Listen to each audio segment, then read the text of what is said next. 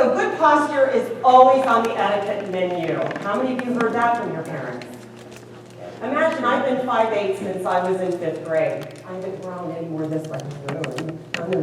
Okay, so I walked like this because all my friends, my best friend literally could walk straight under my arm. So I always walked like this. My father, who was 6'2", put his knee in the center of my back and his thumbs on my shoulders and cracked me backwards and said, I don't ever want to see you slouching again. When your father says that, you say, yes, sir. And that's how you sit. Even in a chair, and I see some of you readjusting yourselves, so that's fun. So even when you're sitting in a chair, such as this, where it actually leans back, proper etiquette, you're sitting straight. You sit straight up. You don't lean back in your chair. You do the same thing at meals. In business, this shows that you're attentive and aware of the clients or your CEO, whoever you're having that meal with, that you're attentive and that you want to hear what they have to say. If you're doing this, you're like, yeah. See the difference? There's confidence in that. And that is what breeds that branding, that personal branding. It says a lot about you. Ladies, leave your shoes on at the table. Be honest, how many of you have done that? Notice my hand on me. It's a long day, you've been walking all day, you sit down at that table and you're like, oh. Right? You kick that shoe off.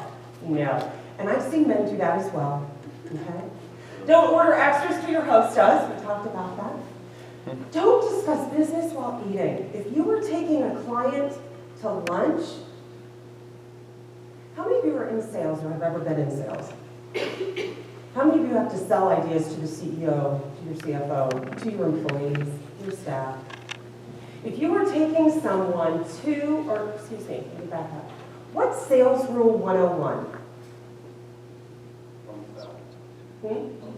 Don't sell. What do you want to do with your client first? Build a rapport, build a relationship. That's what this business meal is all about, is building rapport and relationship. So while you are eating, you want to build that relationship. You know, you want to ask, so Sally, tell me a little bit about yourself. We do business and I don't even know you.